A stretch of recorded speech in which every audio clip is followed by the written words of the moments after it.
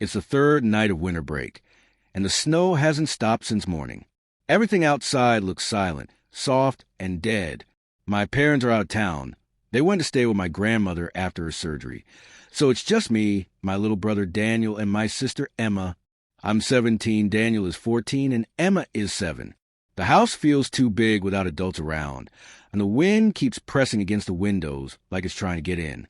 The first time a motion light went off, I didn't think much of it. It's the one above the garage. The sensor sometimes catches passing cars or snowflakes. But at midnight, when the light flashed on again, bright and sudden, it lit up the whole backyard like day. There were no cars, no wind strong enough to move the trees, and the snow was still falling, soft and steady. I remember standing by the window in the dark, watching the circle of light fade slowly. Daniel was upstairs, probably still awake gaming on his phone, and Emma was asleep with her stuffed rabbit clutched to her chest. I didn't want to wake anyone, so I told myself it was just the snow. I went to bed. The next night, the same thing happened. Exactly at 12 a.m., the light flicked on. I looked out again, annoyed this time, expecting to see a raccoon or maybe a fox. But the driveway was clean, smooth, untouched snow. No footprints. No shadows moving. I felt something then, an unease I couldn't explain. It wasn't just that the light went off. It was how long it stayed on, as if something was standing perfectly still under it, watching. The house was so quiet that night that I could hear Emma's breathing from the hallway. Daniel had fallen asleep with his earbuds in. I locked every door, double-checked the windows, and told myself I was overreacting. On the third night, Daniel noticed. "Hey," he said, leaning into my doorway around midnight. "You seeing that light again?" I sat up. "Yeah, you saw it too." He nodded, a little pale. "It went off just now. I was getting water." We stood side by side at the living room window, peering out through the curtains. The light was on again, a cold white glow spilling over the frozen yard. The snow shimmered like glass dust, undisturbed. "Could be a glitch," Daniel said, but his voice wasn't confident. I shook my head. If it's a glitch, it wouldn't happen the exact same time every night. We watched for another minute before it clicked off, leaving the yard in darkness again. That night, I barely slept. Every time the house creaked or the heater hissed, I flinched. Around 3 a.m, I thought I heard something outside, a muffled crunch, like snow being stepped on. I didn't look. I just lay there wide-eyed, staring at the red glow of my alarm clock until morning. The fourth night, Emma woke me up. It was 12:02 a.m. She was standing in my doorway, shivering in her blanket. "The light's on again," she whispered. It woke me up. Her voice made my stomach twist. The light flicking on was one thing. Emma noticing it, that was worse. "Stay here," I told her, grabbing my phone. I walked downstairs quietly, trying not to make the steps creak. Daniel's door opened halfway down the hall. He was awake too. He didn't even need to ask. The living room was cold. The curtains were drawn, but I could see the white glow bleeding in through the edges. I felt the floor chill through my socks. When I peeked out, I froze. There were footprints, a full set of them, leading from the edge of the trees at the back of our yard straight to the garage door. Fresh prints.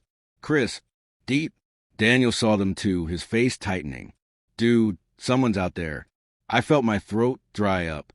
I wanted to yell, call the cops, wake the neighbors, but something in my head told me not to. Instead, I stepped back from the window slowly, quietly, as if whoever was out there could hear us through the glass. The motion light stayed on for 10 minutes, then 20. Finally, it went off. But when I looked back one last time, the footprints were gone. Not covered by snow, not blown away, just gone, like they'd melted into the ground. That was the first night I didn't sleep at all. I sat in the hallway with Daniel until the sun came up. Emma curled up on the couch with her blanket, scared but too tired to cry. Every sound outside felt wrong. Every gust of wind sounded like someone whispering through the vents. By the next evening, I was ready to catch whoever it was. I set my phone to record video through the window facing the yard. Daniel stayed up with me, sipping instant coffee like it made him braver. Midnight came. The clock hit 12 o'clock. The motion light clicked on. And this time, something moved. The motion light clicks on, and something moves just at the edge of the yard. I grab Daniel's arm and pull him back from the window, but I can't stop myself from peeking. The light cuts through the snow like a knife, pale and cold. The trees sway lightly under the wind, but in that circle of brightness, something dark shifts, slow, almost human, then still again. I can't make out a face, not even a shape. It's like a patch of night that's too thick, too real. My heart slams in my chest. Daniel's whisper shakes. Do you see that? I nod. Don't move. The shape tilts, like it's looking right at us. The phone camera is recording, propped against a window. I can see the reflection of its tiny red light blinking on. The figure doesn't move closer, but I swear, even through the glass, I can feel its attention like heat pressing against my skin. Then the light suddenly clicks off, just like that, and the yard is dark again. Daniel breathes out fast. It's gone, right? I don't know. We don't sleep.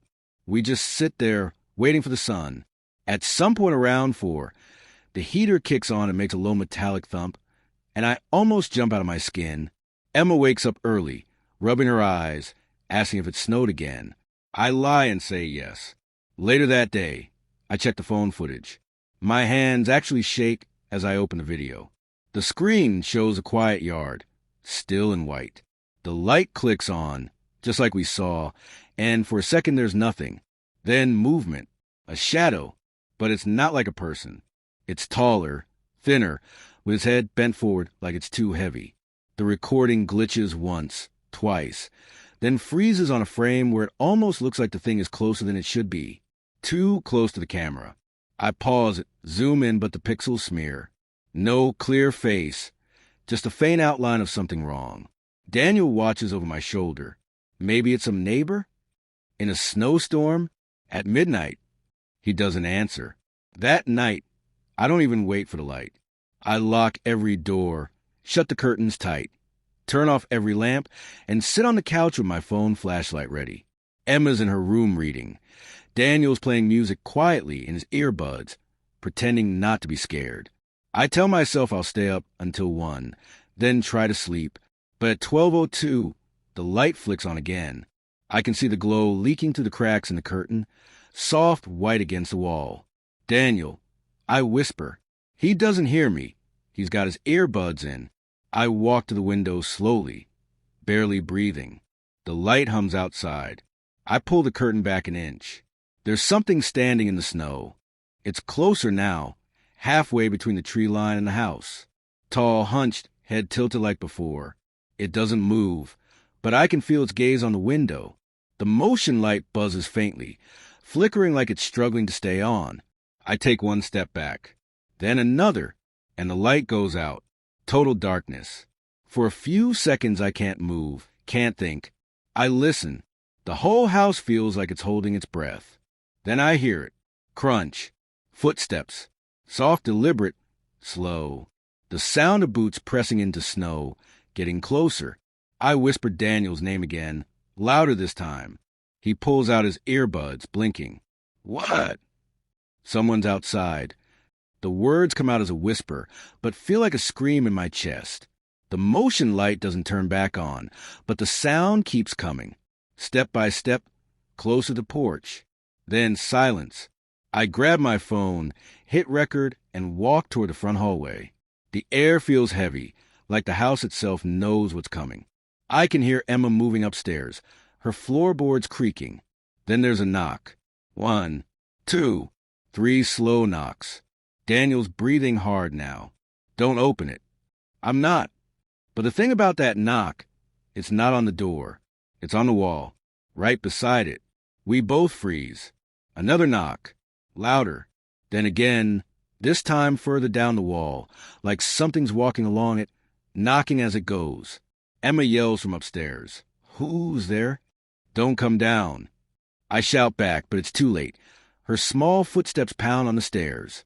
The knocking stops. Everything goes still. We stand there in the hallway, just breathing, waiting. Then the motion light outside clicks on again. I move to the window, slow, terrified, and look, no footprints. Nothing moving. Just endless, perfect snow. But the knocking starts again, this time behind us, on the opposite wall. Daniel spins, eyes wide. It's moving around the house. Every knock lands slower, heavier. It circles the walls like it's tracing the shape of our home. Then it stops beneath the living room window. Silence. Then the sound of something scraping the glass. A single fingertip dragging down.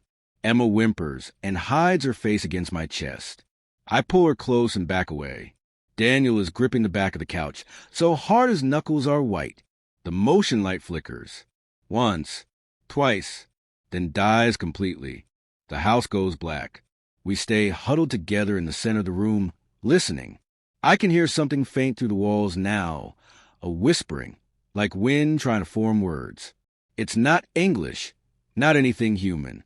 The air smells like metal. Then, slowly, something taps the window glass again.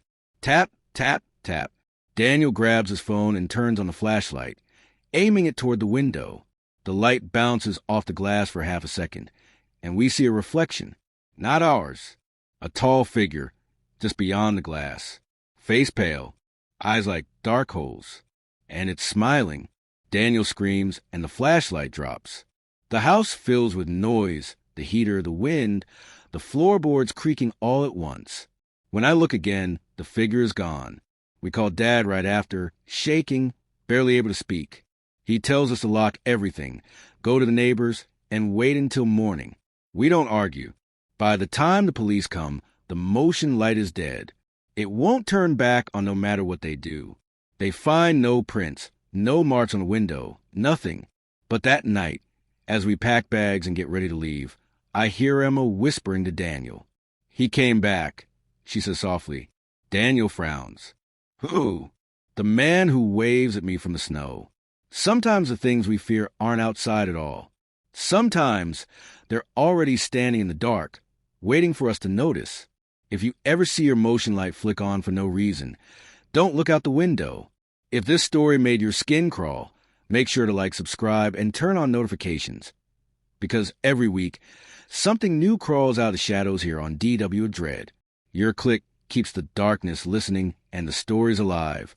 What would you do if your motion light kept turning on every night, and you finally saw something staring back? Would you open the door or pretend you never saw it?